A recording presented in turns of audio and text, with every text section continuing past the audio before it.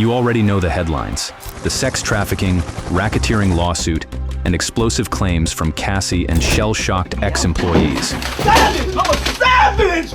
Oh! Civil suits against Sean Diddy Combs are also stacking up like unpaid invoices. Now, when you get niggas from the street that need that job, they gonna allow him to do whatever he wanna do. Cause he can fire them in a minute, and only job they will be getting, they won't be in the music industry. But today's video steps out of the courthouse and into a far darker corridor, one lined with sudden deaths, drive-by bullets, and whispered confessions. For 3 decades, friends, rivals, and even lovers in Diddy's orbit have wound up injured, terrified, or dead. Kim is dead. Heavy D is dead. Andre Harrell is dead. The only 2 left are Puffy and Al almost died. So we're asking the question nobody is paying attention to. Is Diddy cursed by coincidence, or a mastermind who's been engineering violence from behind the scenes and walking away, avoiding consequences? To be clear, none of the murders and attempted murders you're about to hear about have resulted in criminal charges against Combs. Yet the pattern is impossible to ignore, and eyewitness accounts keep sharpening the rumor into something more plausible. In today's video, we lay out every incident, 8 bodies, countless bullet holes, and probe the psychology of power, paranoia, and control that surrounds Sean Diddy Combs. Decide for yourself whether coincidence explains it all, or whether a darker orchestration has been hiding in plain sight.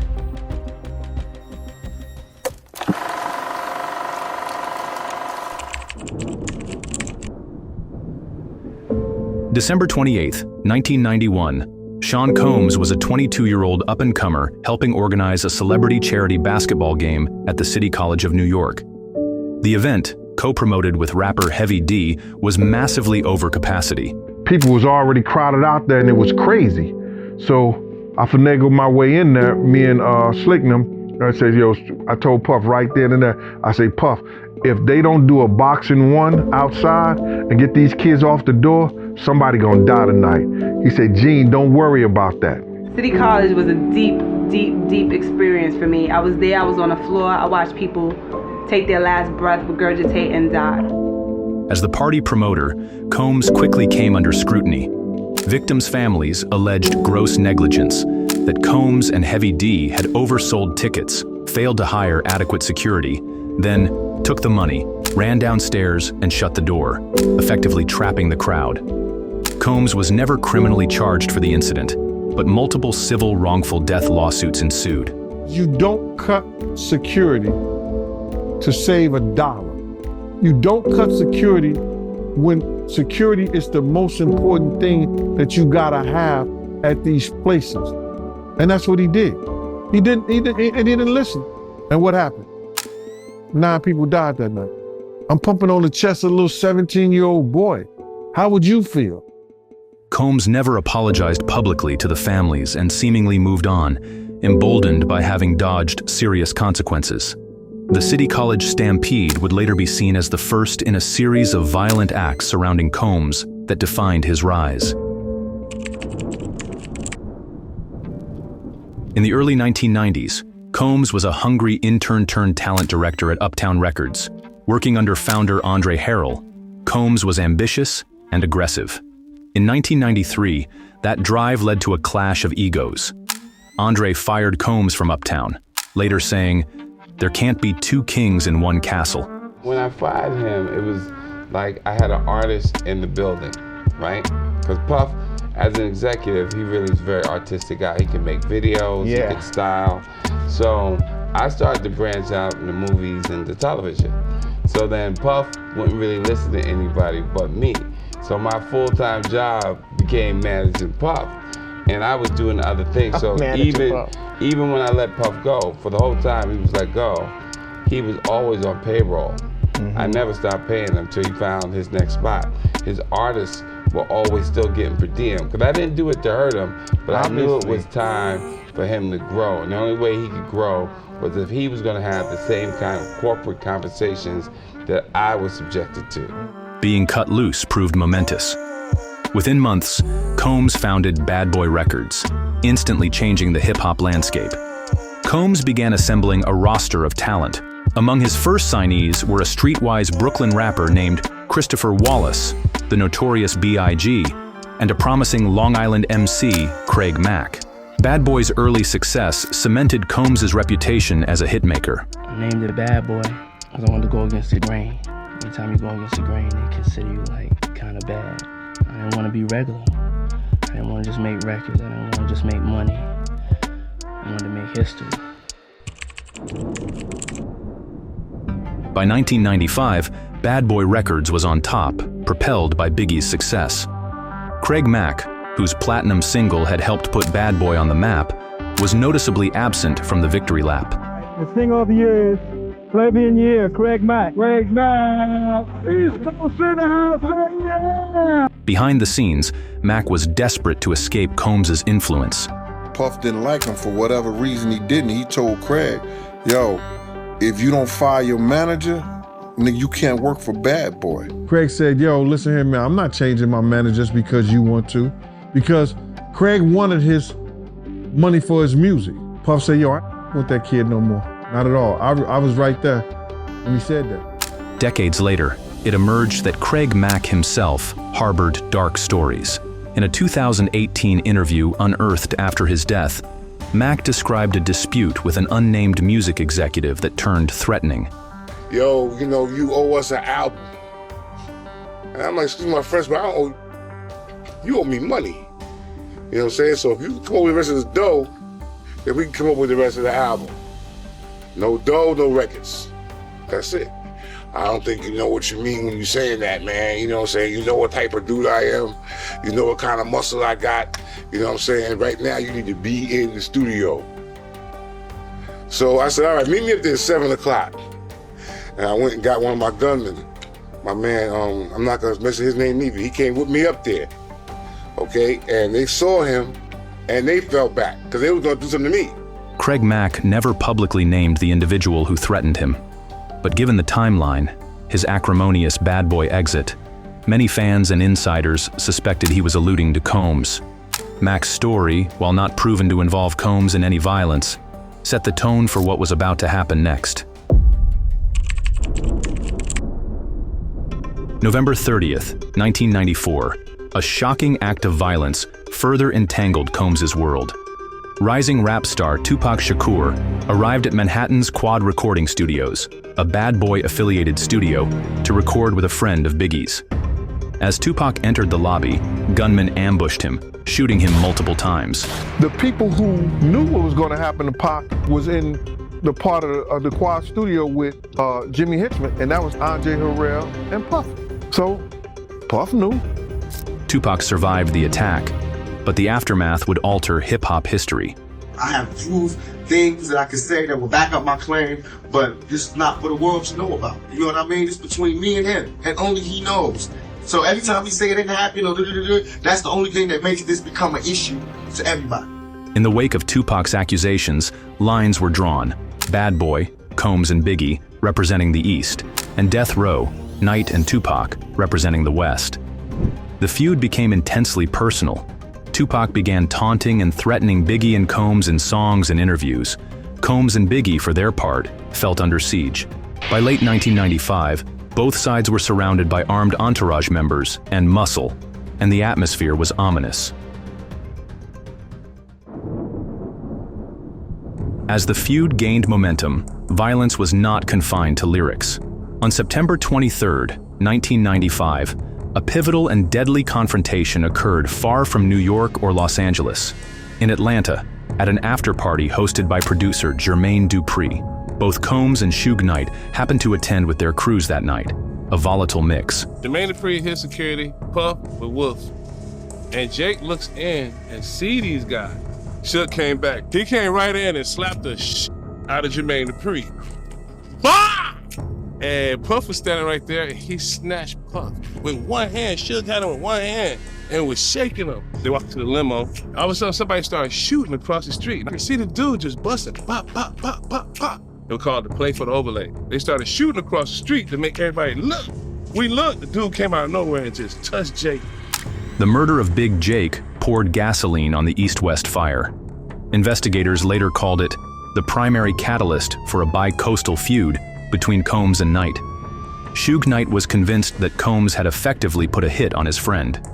At Big Jake's funeral, Knight openly blamed Bad Boy for the tragedy, further entrenching the animosity.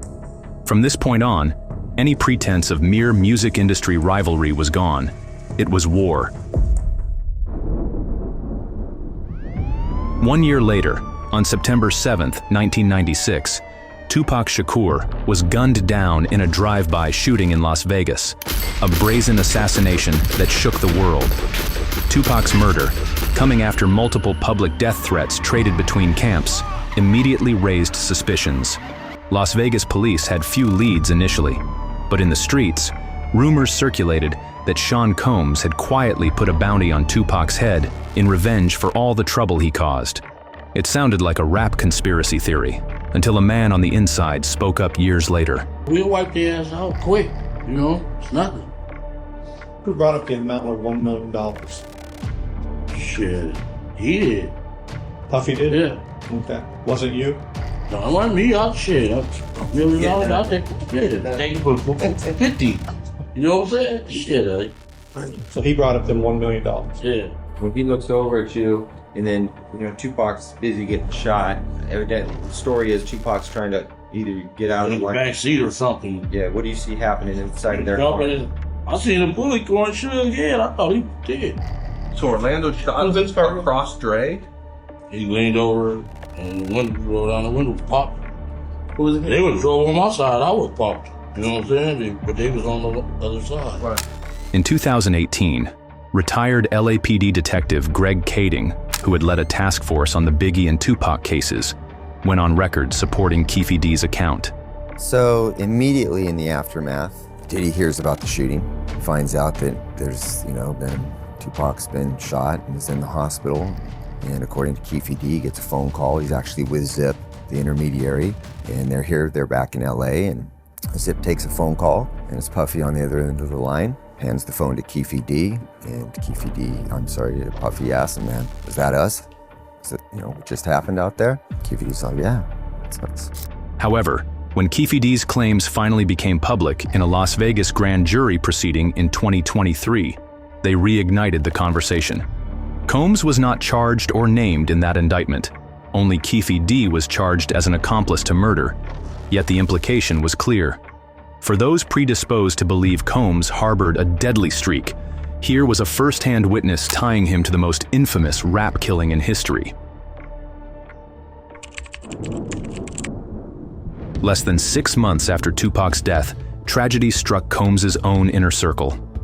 On March 9, 1997, Christopher Wallace, aka the Notorious B.I.G, was murdered in a drive-by shooting in Los Angeles. Biggie was not only Combs' flagship artist and best friend, he was like a little brother to Combs. Clive Davis and them had spent a lot of money to make Big into a superstar. If somebody write up a contract from another record label, Capitol, Atlantic, who you think they gonna tell first? They gonna tell the other head, your boy coming over here, Clark Kent, the DJ, who's also a vice president of Motown Records at one time, said, I was in Big's room that night before he got murdered. And I asked him what he was going to do. He said, D-Rock and Puff set this party up for me to go to. I said, Puff, I got some intel. The guys are coming to kill us tonight at the museum party. He said, Gene, I don't want to hear that. He said, you ain't got to go if you don't want to go. You know Pac just got killed. It ain't no kind of business Big was doing. Big couldn't even walk, he couldn't run. Puff ain't want none of that beef. So what I'ma do is, y'all want the sheep? I'ma put him out the pasture. Catch him if you can. If you got that wolf in you, catch him if you can. Why in the hell you would put your man in a situation? There's plenty of places Big could have been. Why the West Coast? The murder of Biggie Smalls devastated Combs. In tears, Combs told reporters that Biggie's loss was beyond a nightmare. As soon as them shots went off, everything came crashing down. How do you carry on this legacy? I wanted to make sure that this dream meant something at the end of the day, because this young man, lost his life throughout this journey. To the public, Combs presented himself as the grieving mentor who lost his brightest star. Yet in private, some bad boy insiders later questioned the decisions made that night. Why were Biggie's security arrangements apparently more lax than Combs's? Could Combs have done more to discourage Biggie from coming to LA at all, given the known risks? Those doubts linger quietly, adding to the portrait of a man whom tragedy seems to follow. Or, as cynics would argue, a man who somehow always sidesteps the worst of it.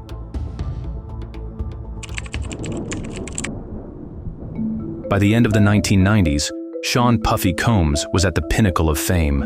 A Grammy-winning artist himself, a wealthy entrepreneur, and an A-list celebrity dating actress and singer, Jennifer Lopez. But violence would visit Combs's orbit yet again on December 27, 1999, inside Club New York. This time placing Combs directly in the eye of a criminal investigation. On that night, Combs and Jennifer Lopez were VIP guests at the Manhattan nightclub, joined by Combs's newest protege, a 21-year-old rapper from Brooklyn named Jamal "Shine" Barrow. In the early hours, an altercation broke out when another club-goer allegedly made a derogatory comment toward Combs. Words were exchanged, and suddenly Shine pulled out a gun and began firing into the crowded club, purportedly to defend his mentor's honor. 3 bystanders were struck by bullets and wounded. Pandemonium erupted as people ducked for cover, and Combs, Lopez, and their entourage sprinted out of the club. They fled in Combs's SUV, but after a short high-speed chase, police pulled them over. Prosecutors charged Shine with multiple counts of assault and attempted murder, and charged Combs with gun possession and bribery. He should have known better than to pull out that gun in the club and start shooting. He should have known better. Puff had enough security there, and that night, Wolf, his people, and a couple security guards, if they needed to do that, let them take care of that. So he has to take responsibility for his own action, which I think he's done. Did Puff ruin his life? Yeah, because Puff helped the prosecutor put Shine behind bars by getting the witnesses and giving them to the prosecutor so Shine could have that fall. I was defending him, and he turned around and called witnesses to testify against me, and he pretty much sent me to prison. That is the context by which you must always describe that relationship. Yes, I forgave, I moved on, but let us not pretend as if I was in Miami for Thanksgiving. This is someone who destroyed my life. In June 2001, Shine was convicted on multiple counts of assault, reckless endangerment, and gun possession, though he was cleared of attempted murder. The judge sentenced Shine to 10 years in prison. Combs walked out of court a free man, emotionally thanking God and proclaiming his innocence, while his young artist went off to serve a decade behind bars for the violence committed that night.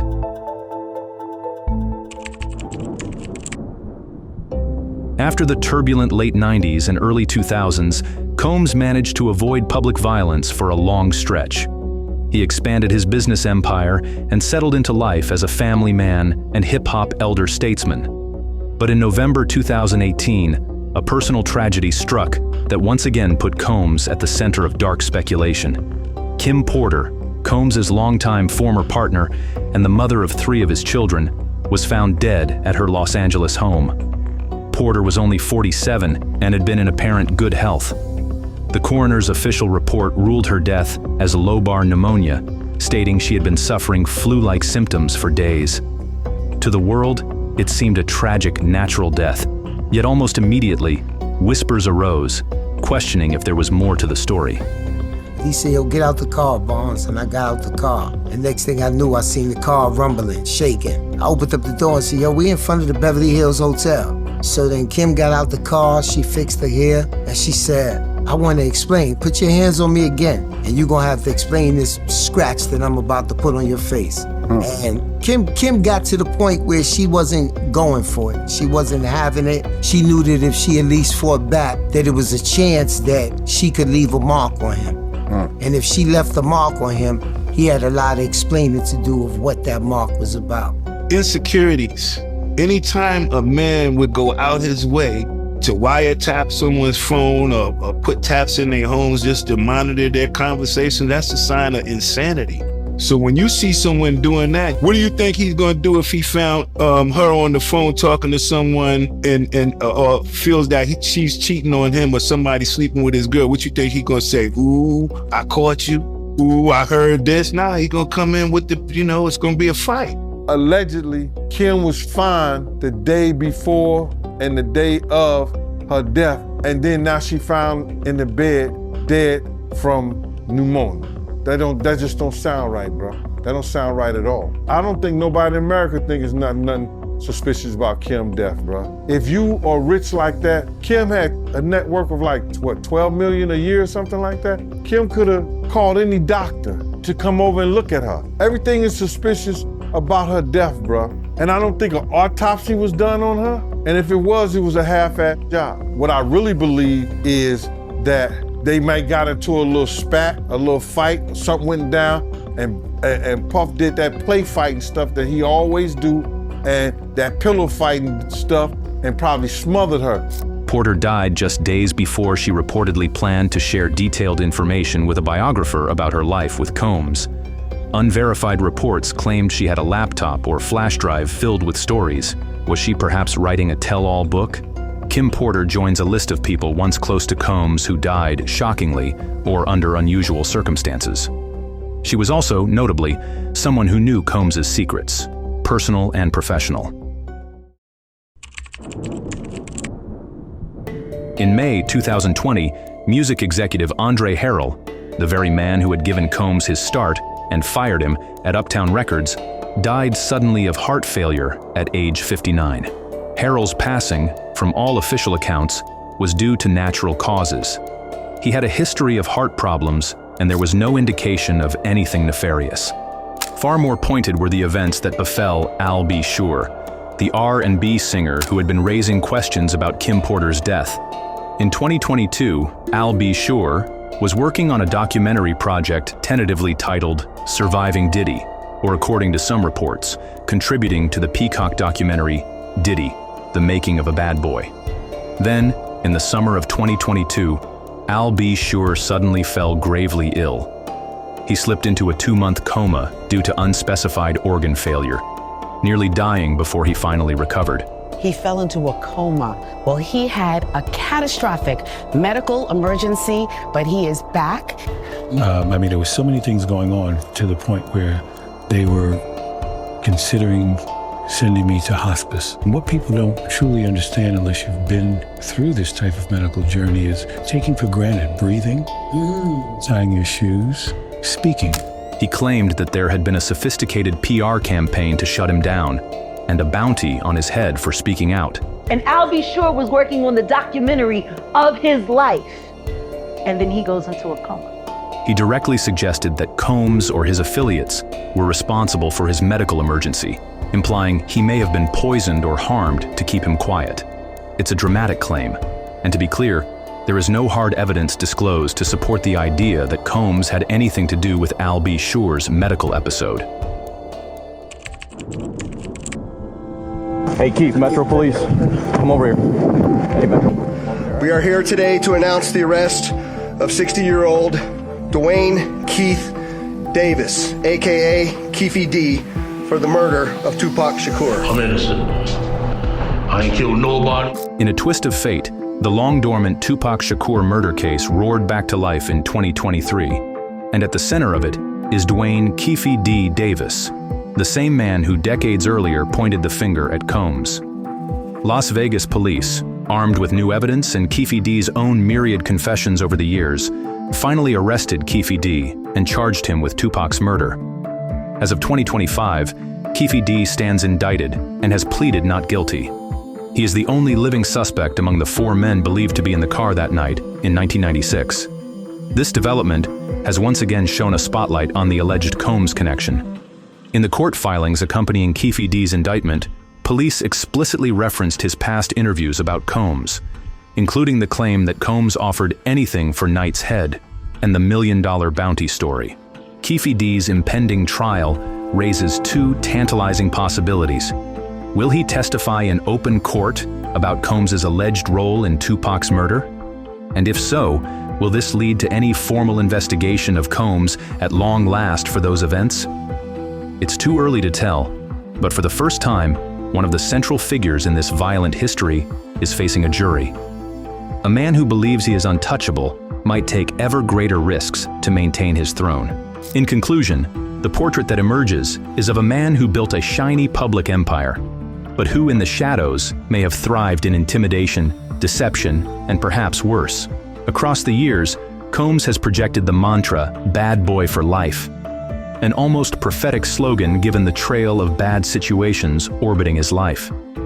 The allegations detailed here remain unproven, but there is no smoking gun tying Sean Diddy Combs to murder or deliberate malice in a court of law. Yet the pattern, the college stampede, the feared executive, the studio ambush, the nightclub shooting, the sudden deaths, the eerie warnings, forms a narrative arc too dramatic for any fiction. It's the story of a man who rose to power amid violence and who, rightfully or wrongfully, has been suspected of harboring a darker potential for criminal behavior just beneath his charismatic surface. If you've enjoyed this coverage, please like, share, and subscribe, and join our growing community of true crime lovers. Thank you for watching.